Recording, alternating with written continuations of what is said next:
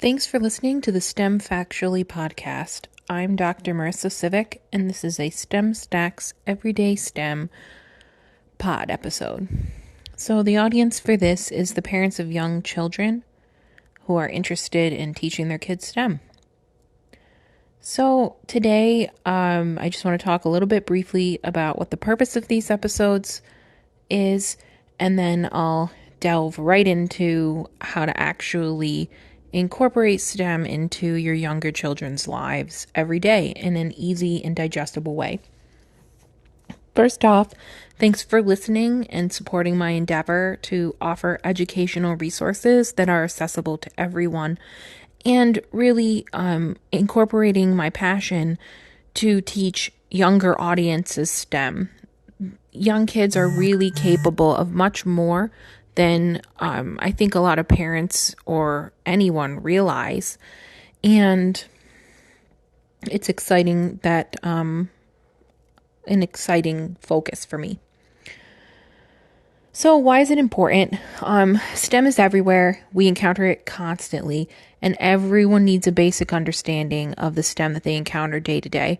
There's no one more enthusiastic to learn than children, and it's our responsibility as parents to prepare our kids for the STEM that they encounter in the world. It's not about preparing them to take on a career in STEM. They're too young to figure out what their career path is, obviously, and we need to let them make their own choices.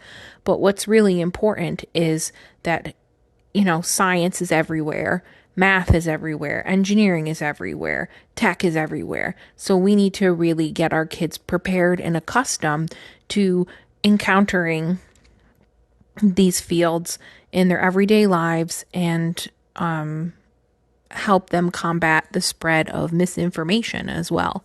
So it's a lofty goal, but I think a valuable one that will benefit them whether they follow the career path for STEM or they just utilize it in their everyday life. The general format for this episode is going to be a bit of a discussion on how to incorporate basic STEM into your child's day. I plan to focus on a particular example in these episodes, and it gives parents a bit of a platform and some knowledge to pass on to their kids. I found personally that learning is more interesting if it's interactive and through an example. I've also found that students benefit from this approach as well. And what I think is really important with younger children is that we relate what we teach them in STEM to their everyday life. A 3-year-old is trying to figure out the world around them, and they grasp onto familiarity in their lives. So if we can take the concepts that we're teaching in STEM and make it very relatable to them, then it's more graspable and tangible. And then I think as well that when kids are young, they're learning about so many different things and everything seems complicated to them. So introducing STEM doesn't need to be any more complicated than anything else we're teaching them. It's just becoming a part of their everyday life, their everyday routine, and it helps them grasp it and then apply it every day in a way that's relatable to them. I also find that my toddlers listened better when they knew the reason for why we were doing things. So teaching them the science behind what we're doing and why it's important is actually helpful for getting them to behave. So today I'm covering an activity that everyone has done at least once. We're going to be making a salad and talking about the STEM in that process. Some people like to have their kids help cook. Some people don't. Your child doesn't need to be actively doing anything when you do this type of process. Sometimes I'm in a hurry and I don't want my child grabbing at sharp objects while I'm trying to cook dinner. But you can talk to your child while you cook and they can either be involved or not be involved, hands-on wise. So just for safety, this is an example for parents to perform in a way that they know is safe. I do not advocate children are doing anything dangerous in the kitchen. So you do this at your own risk as an adult handling your cooking. This is just an example I am providing as a theoretical way that you could teach your child the STEM behind making a salad. All right, so this can take anywhere from 15 minutes to an hour, depending upon how much you incorporate and how long it takes you to make a salad. If you want to participate, the supplies would be anything that you like in a salad. My example that I'm going to talk about will be baby spinach, celery stalks, cucumber, chickpeas, tomato, carrots. And then the dressing will contain olive oil. You can use vinegar or lemon juice, just some kind of acid, salt, pepper, honey, or mustard. And then the supplies, I think I've got everything here: bowls, whisk, cutting board, a safe knife for adult use only, and a strainer. And then the concepts that we can cover can be from many different angles, and I encourage parents who have a background in STEM to tailor the specific STEM content to their background. And it is interesting because it gives you a way to teach your child what you do for a living and what your background is and what excites you and what your passions are. So I'll be talking about math, where we count by integers. We'll introduce some basic fractions. I will talk about chemistry, some terms, emulsions, starches, pigments such as chlorophyll, carotenoids, aeration, lycopene. And I'll be talking about some biology as well, such as plant structure and fruit and vegetable classifications. So some important points, I cover these in every episode, so feel free to skip over them if you've listened to other episodes. But if not, reiteration's always helpful to every learner. When teaching a young child, 1 to 4, or, any age, stay brief. You don't want to overwhelm them with a lot of information. Be fun. Teach through games, teach through jokes, teach through stories and rhymes, whatever your child enjoys. Repetition is critical. Repeat things multiple times over a small window, and then also over multiple days so that things stick with your child. Relate, relate, relate. Young children relate new things they learn to things they're familiar with. So you want to relate the concepts to your child's worldview. And then this is really important. Don't pressure them. If they don't understand, don't get annoyed or frustrated with your child. Just try it again. STEM isn't easy for anyone. No new topic is easy to learn as a child. So be patient and give them time. And if they pick something up, then they pick it up. If they don't, try teaching it to them in a different way. And if they still don't get it, then that's fine. Move on to something else and then reapproach it at a later date. The goal here is to make learning accessible and let the children progress at their own pace. You're giving them the tools. Eventually, they'll learn how to hold the hammer properly. Every child learns differently. You'll need to figure out specifically how your child learns. This is one of the benefits of a parent teaching their child STEM versus them going into a classroom in the future and learning in a large class in a course format. You know your child, and working with them one-on-one gives you an opportunity to explore what different types of approaches really stick with them, what helps them to understand the content. So that's really useful in the parent role because teachers don't have the time or resources to implement independent approaches or an individualized approach to learning. I'm sure that a lot want to, but it's very difficult. And as a parent, you have the time and the resources to try many different things and see how your child learns. Some young kids like singing songs, silly jokes, sound effects. Incorporate that all into your learning style. See what makes your child laugh. Comedic relief is really important when you're teaching. especially advanced concepts, to a younger audience. You want them to be engaged and not overwhelmed, and help them realize that the content we're teaching is serious, but it doesn't need to be a formal, serious environment that we're teaching them in. They're kids, and kids learn through play and fun. So make sure you find out whatever makes your child giggle and incorporate that into these types of lessons. For some more formal approaches, some kids like visuals, so imagery is very helpful. Some like numbers, so I do a lot of counting with my kids, and math because they like math.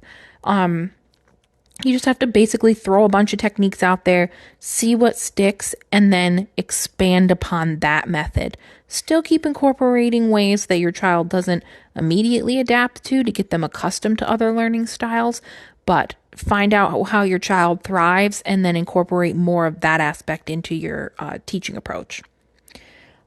Ask a lot of questions.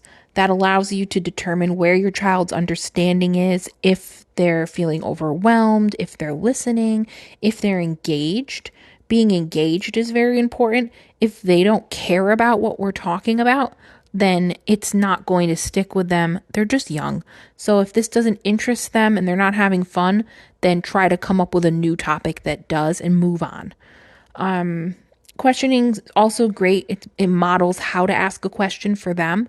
So we want to get our kids asking questions so that we can explain the world to them and see how they're thinking and what's going on in their heads.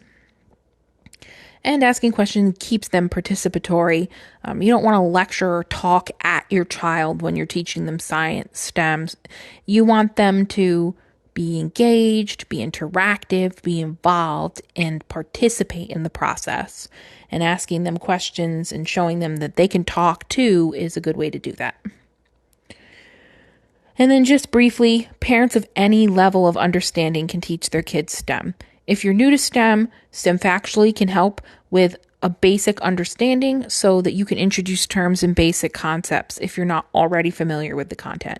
If you're not new to STEM and you're a pro, that's great. Take the perspective from what STEM Factually provides in these episodes and then add your own approaches and knowledge to them. Use it as a creative way to get ideas on how to teach your child STEM, and then make it your own. Your kids will be excited to learn from you in a way that you find interesting and familiar. They'll pick up on your enthusiasm. If you're a patron, first off, thank you. And I also answer questions on Discord, and we can share experiences. I really appreciate perspectives and feedback on my approaches in these episodes. And share your experiences on social media. And if you have an interesting experience, I can share it on mine as well. So I'm going to delve into this finally. Let's do 3 sets of lessons related to making a salad.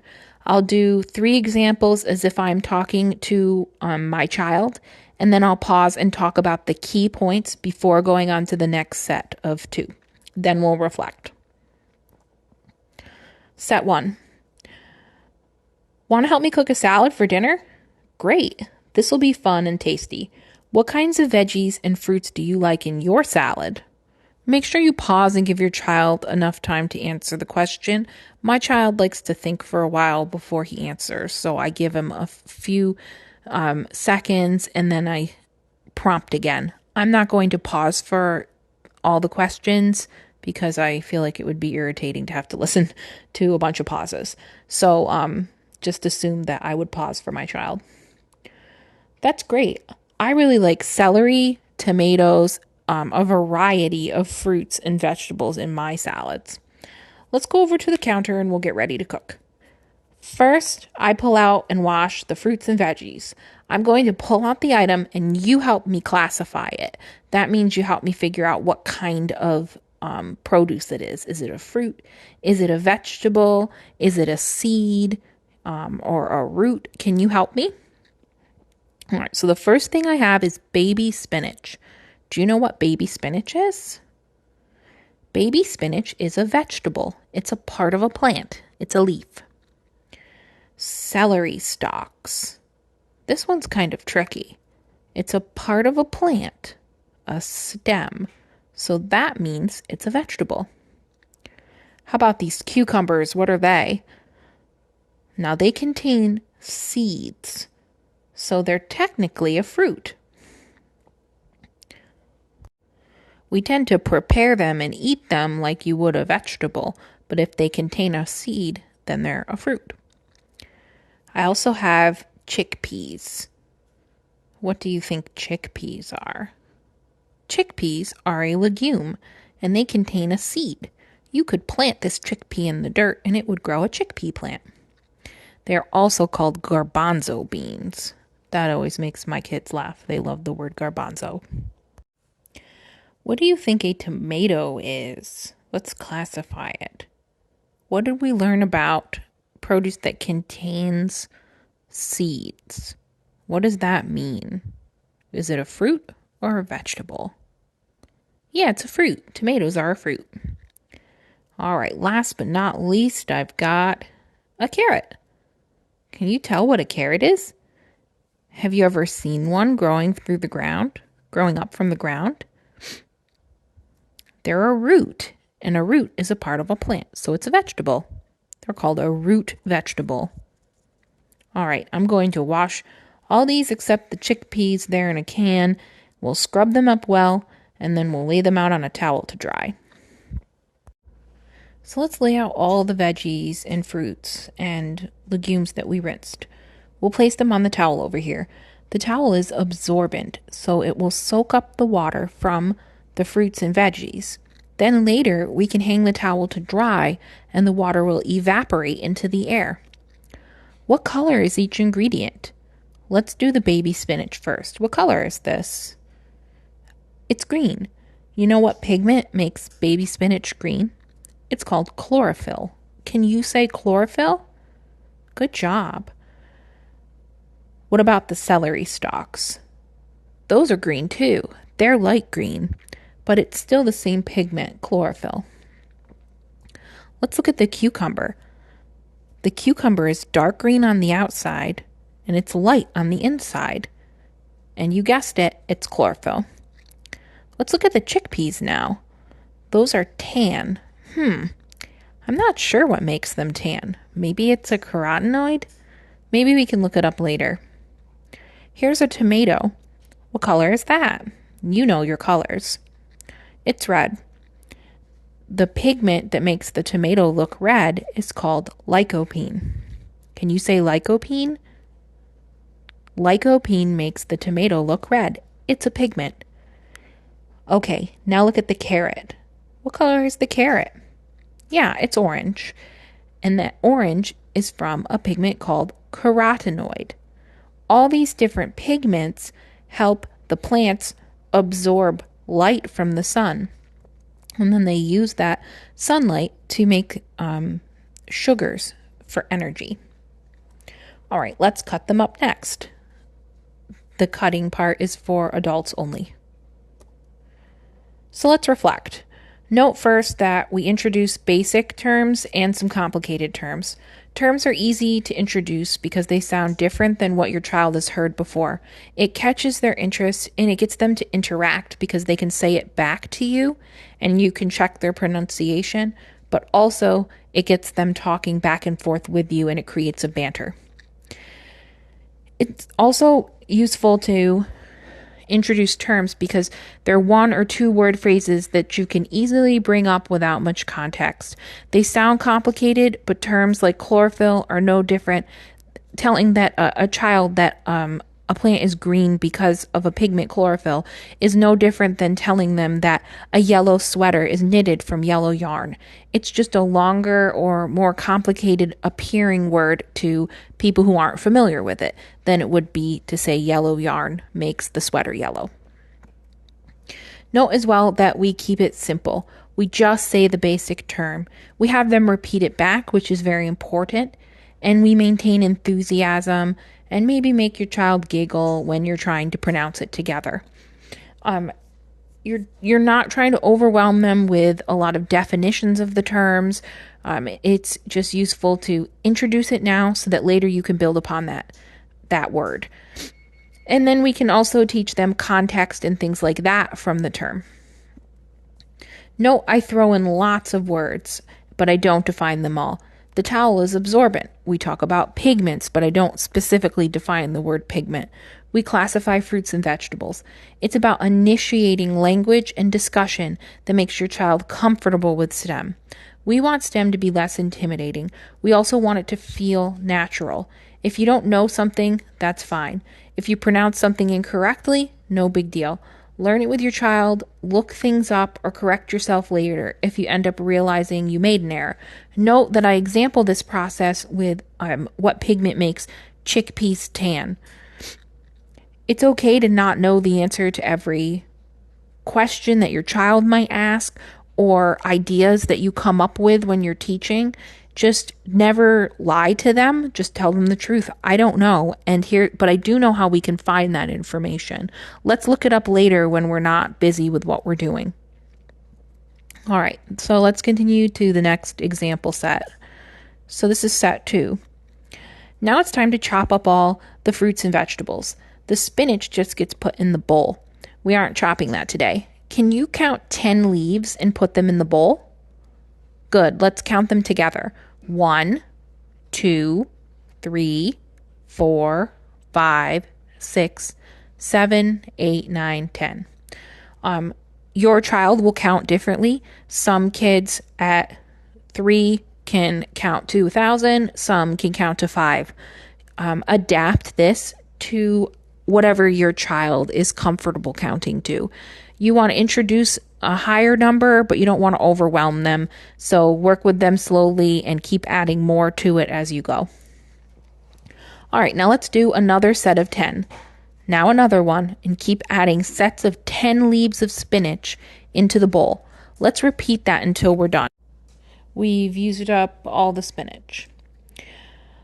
Again, pick whatever set your child counts to. You can do sets of 2, you can do sets of 5, 10, 20, whatever.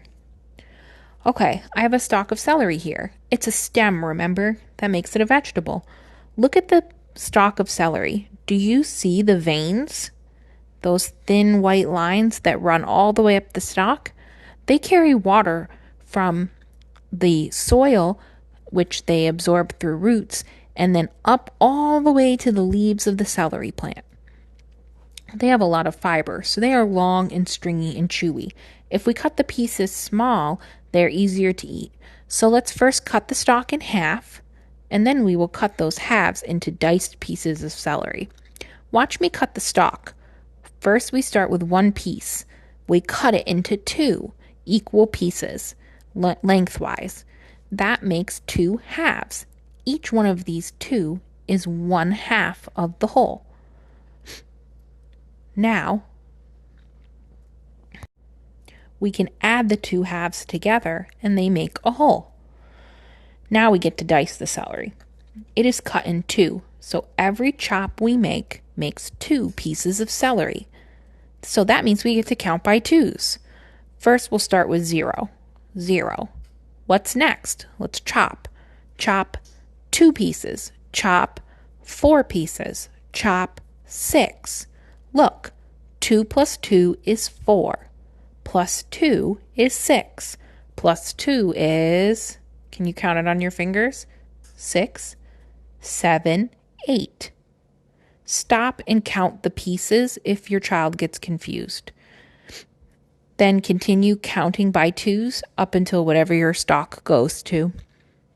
If you do more than 1 stalk, you can repeat this process again, and it's more helpful than just seeing it once. You can chop the stalks in half to keep the counting smaller. So instead of going all the way to 20, cut the stalk into 4 pieces and teach them about quarters. And then count by 2s each set of 2. Adapt to your child's learning level, and then, or make it more advanced if you would like. And chop in very thin slices so that they're doing multiple sets of 2 or count by 4s, whatever. All right, now let's chuck them in the bowl. Can you dunk them right into the bowl? Good job. Dunk it, chuck them, whatever makes your kid laugh and have fun with the process. Now we're on to cucumber. This is a cucumber. I like to slice the cucumber rather than dice it. First, we'll cut off the little bits of stem left on either side. Do you see the stem here? There's one little stem spot where the cucumber was connected to the plant. Isn't that neat? It's kind of chewy, so we cut that off. Now it's a cylinder. Do you see the shape of the cucumber is a cylinder? Great. Let's cut a slice. One. That's one slice. What shape is it? Yeah, it's a circle. Let's count slices by ones. Count by ones as you slice the cucumber. Now let's chuck them in the bowl. Can you chuck every piece in and count them again by ones? Now let's do the chickpeas. They're in a can, so I'm going to open the can and then I'll rinse them off. When we rinse them, something cool will happen. Are you ready to see it? Watch. Put the chickpeas in a strainer and then rinse it off with cool water.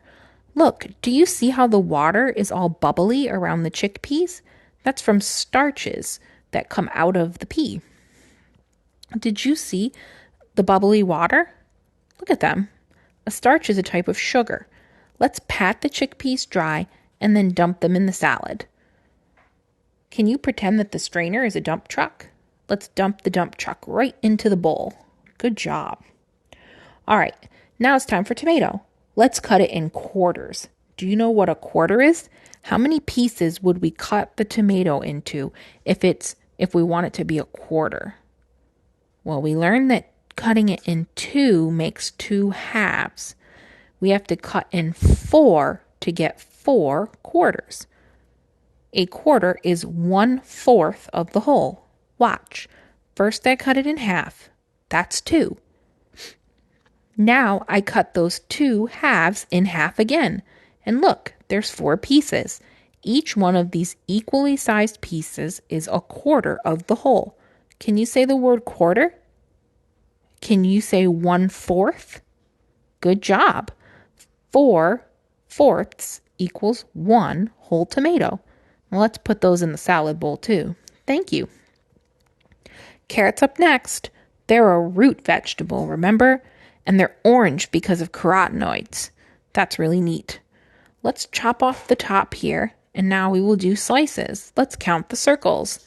Count the circles with your child as you chop the carrot. Now throw them in the bowl. Let's reflect. Important things to note. This set of 2 incorporates a lot of different concepts. And it's nice because it gives you a platform to build off the next time you do any type of cooking with your child.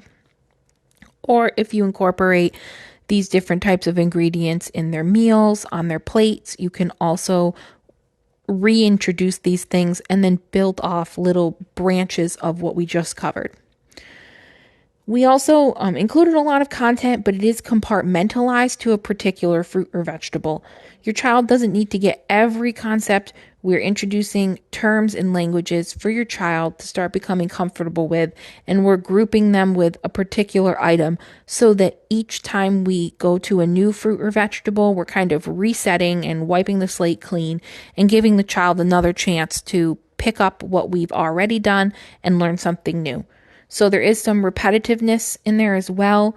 Note that I re-mention halves when I'm talking about quartering the tomato. Repetition's very important as it takes hearing something many times for any learner to understand, but particularly a younger audience. You can also taper the lesson to your child's level. Leave out fractions if your child isn't ready for fractions, and count by different integers instead. Do 3s, 4s, 5s, or 10s. Don't underestimate your child's ability to learn new things, but only you know your child best and where your child's learning level is. So I incorporated many different topics in here so that you could pick and choose as a parent what part you could introduce. So I'm providing an interesting way for you to teach these types of concepts, and then you have the opportunity to tailor them down to your child's learning level and then expand upon them with time. I included breadth for that reason. So you can pick one particular aspect and focus on repetition, Or you can go with all of them and incorporate a breadth of expansion and kind of throw all these different things out there, see which one your child is the most interested in or picks up quickly, and then expand upon that on the fly. I also alternate new concepts with familiar concepts.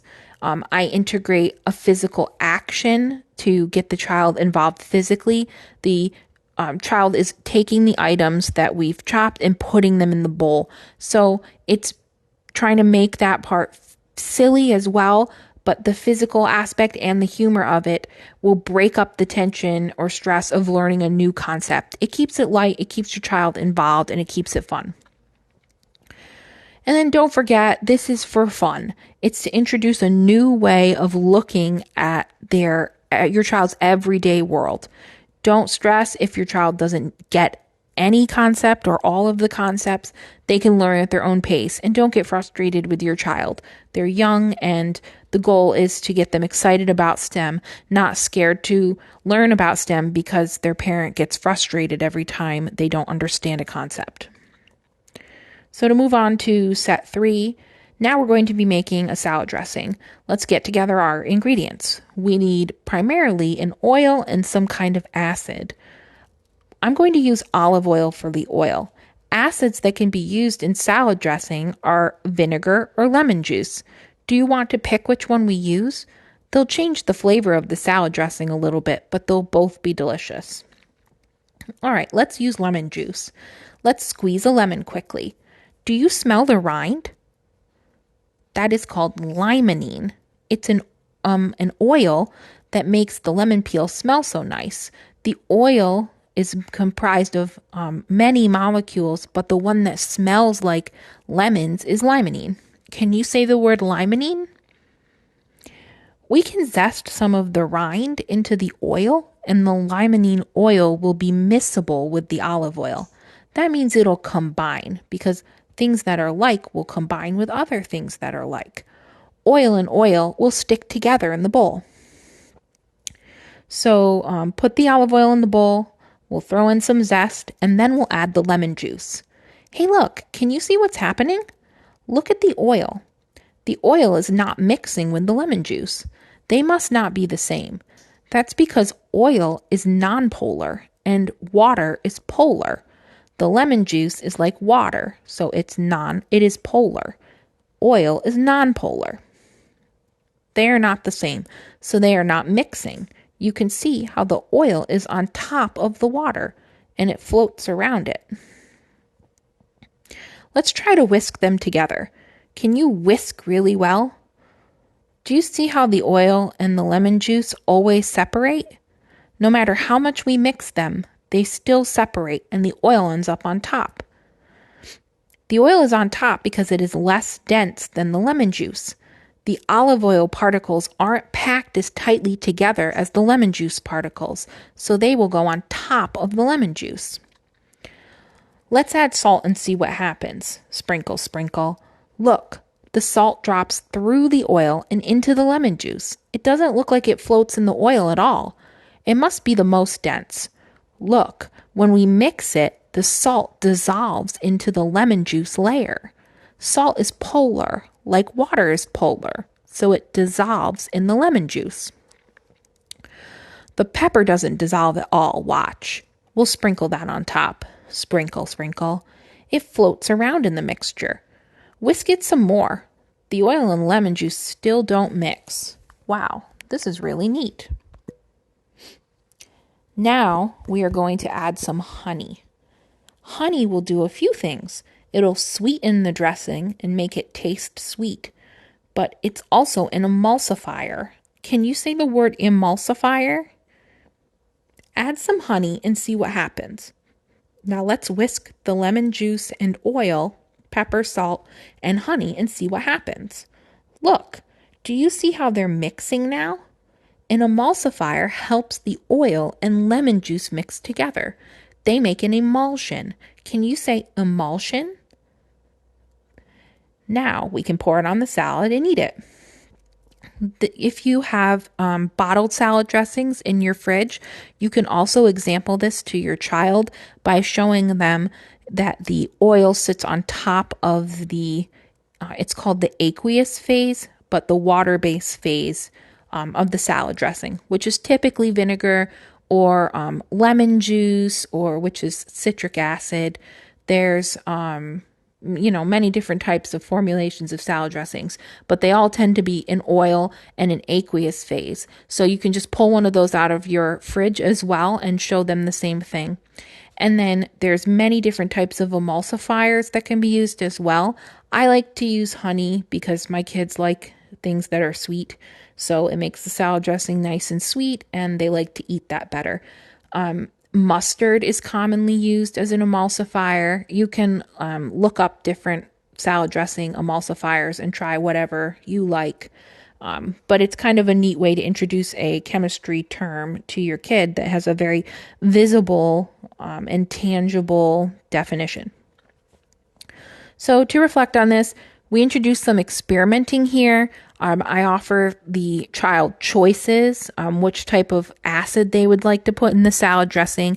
Keeping them involved is important because it keeps them interested for a long enough period of time that we can introduce more concepts. There's a lot of new terms, and I set up a lot of things that you can stack upon later. Some of these seem complicated, but you'd be surprised what your little one can pick up on. The key is to really drop all these different ideas and concepts and see what your child likes and is interested in. If they seem to enjoy the colors, then stick with colors and introduce more pigments. If they like math, then counting the number of times they whisk or pour is a great way to expand. If they enjoy chemistry, like I mentioned at the end of the set, test out a bunch of different emulsifiers every time you make a salad dressing. Try to get your child observing what's happening, answering questions, and asking their own questions. Some kids will talk more than others, but that doesn't mean they aren't thinking about what's going on. Work with your child's abilities and ask them to point to things, sort things by color or shape, whatever your child's level is. You can incorporate STEM at a level that they'll understand and they can apply. Keep it light and fun. Intertwine humor and physical actions as well as content so that it's an actual activity and not a lecture at the child. You'll notice that I actually use a similar format when I am teaching as well. It's not just a lecture of how to do this. I provide you with an example that you could give your child. So it's mixing up the format back and forth.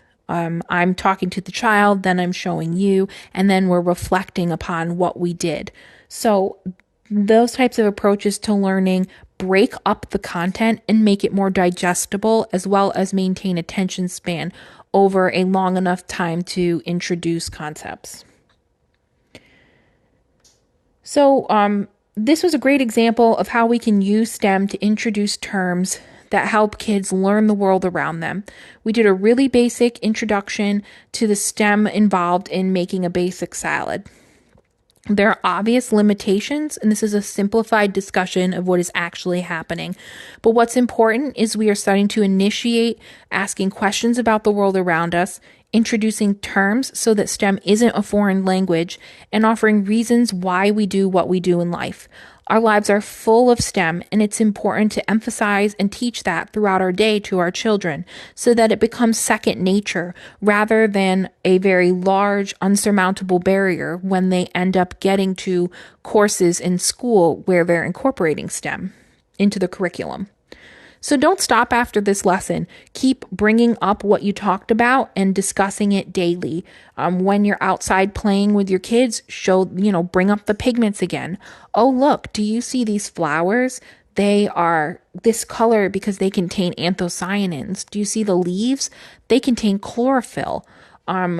Let's count these leaves. Let's count this, that. Let's count by 2s, 3s, 4s. Show them how a flower is cut into fractions like a pie in terms of its petals. Take what we've done today and then bring it into activities that you do every day and then build upon those concepts. So stack the STEM as you go throughout your day. Add things as slowly or as quickly as your child is interested in learning. And then I'm going to make more of these talks as well that stack on the STEM we've already taught in another topic or the same topic wherever there's interest. So to wrap up, thanks very much for listening. I would love to hear about your experience if you do implement this type of lesson into your daily routine, and I would love to hear feedback on how it went. You can share your experience to social media, you can chat me on Discord if you're a patron, or you can email me through my webpage. I will add more episodes like this to Spotify and Patreon, and I can focus on different aspects of the same topic, or I can incorporate new topics as well. I will do both. So please provide feedback if you're interested in hearing something particular, and I will try to incorporate it into future episodes. Thank you again. Please subscribe and follow us on social media, and consider checking out the options on Patreon. I'm very passionate about this and plan to spend some time answering questions every day. So it's definitely worthwhile if you're interested in a little extra support through the process of teaching your child STEM. Thank you. Have a happy day.